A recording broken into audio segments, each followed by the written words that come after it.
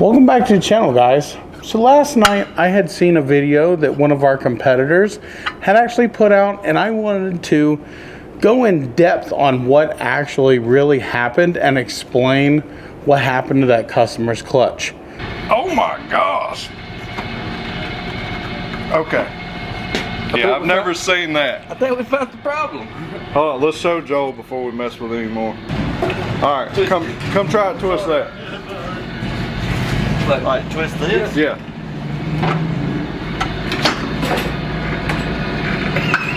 Oh, there you go. It's a lot of it. Bro, that's ridiculous.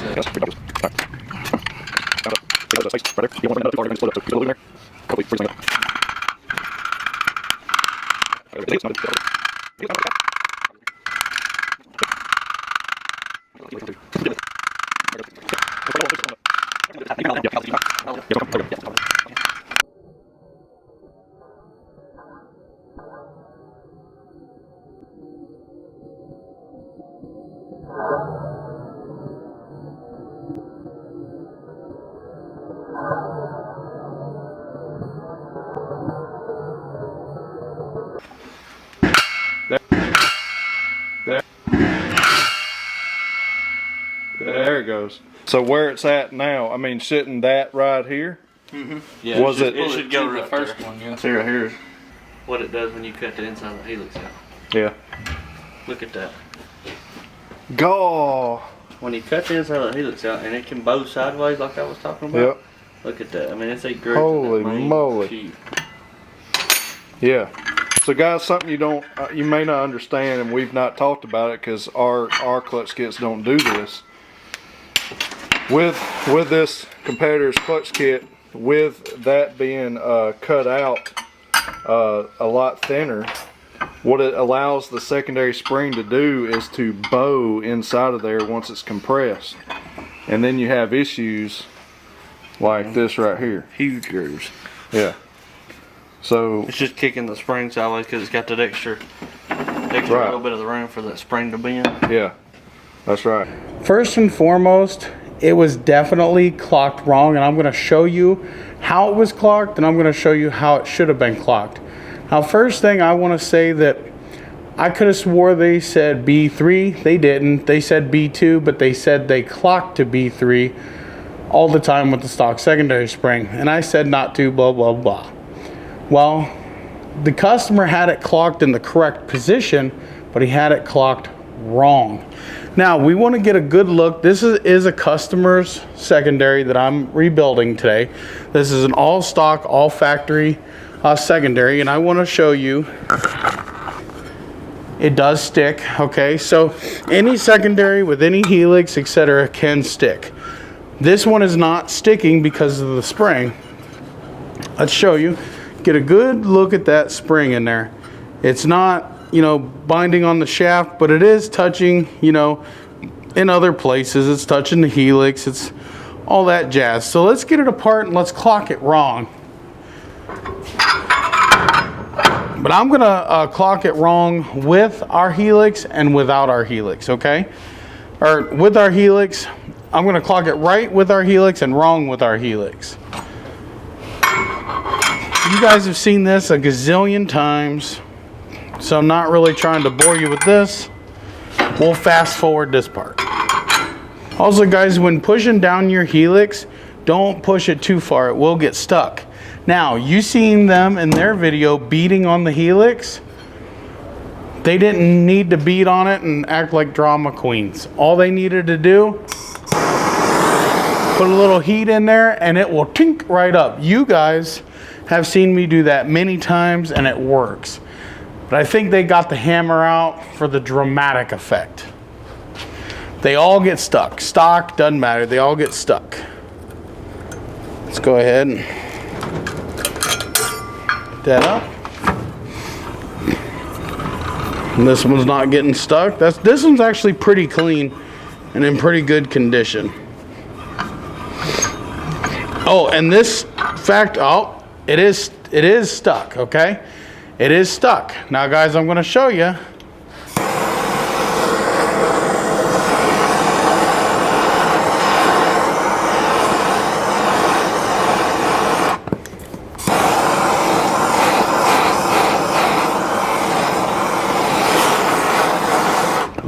in it.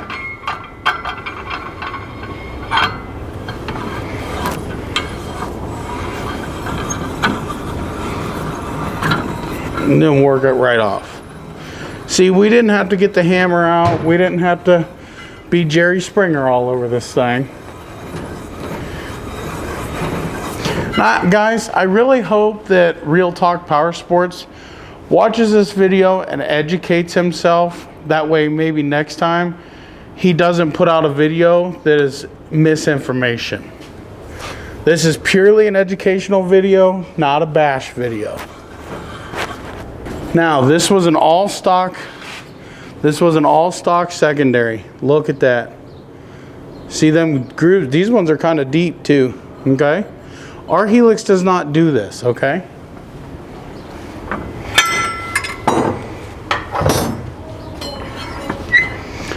Can you come in or zoom in or something? Okay. There's no grooves in any of this. There are grooves down on these. Okay, that's fairly normal. We've talked about that in another video. Okay, we're gonna clock in the B2 position because actually this customer here is gonna be set up pretty close to what that customer was. This customer here isn't getting a upgraded secondary spring. He doesn't need one, so we didn't sell him one. This customer here will be clocked in the B2 position just like that customer. So we're going to take our brand new SRM3 Helix, same Helix as that customer had. We're going to put it down here. Whoops, if I get it right, get it in the hole. Okay, and one thing I wanted to show is in their video, they stated that this Helix being cut out made the spring bow and caused that. I'm going to show you what really caused that. So this is how you would normally clock your Helix.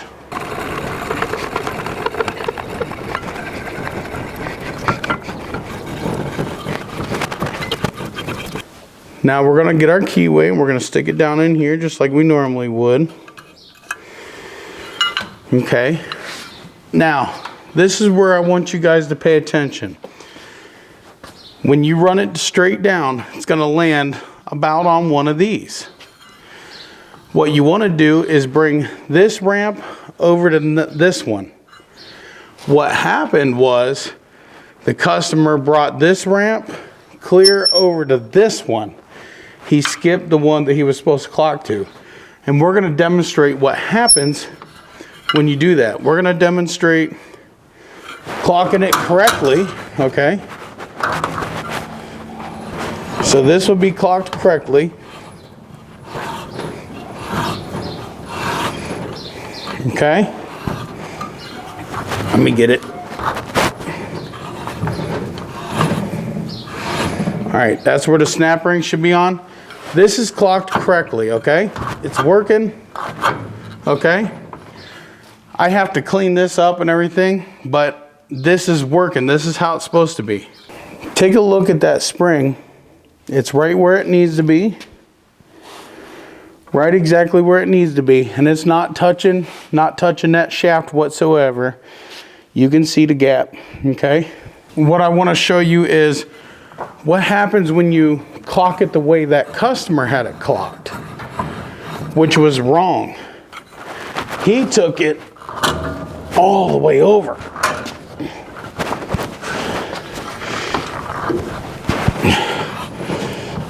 Like so.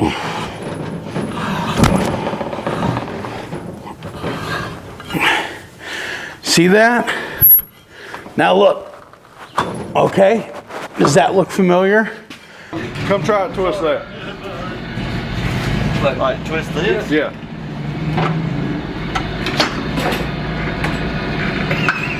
Oh, there you go. Now let's show you. It is touching that shaft in there.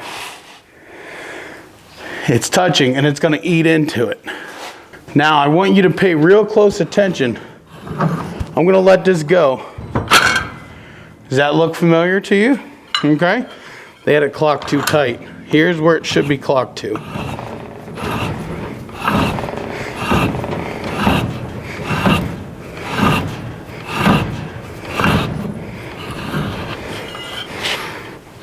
Okay, here's where it should be clocked to.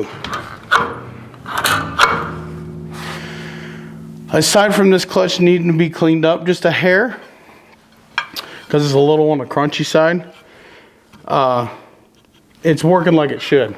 So guys, hopefully this is a good educational video for you, and hopefully you get a good understanding of what actually happened to that customer's secondary.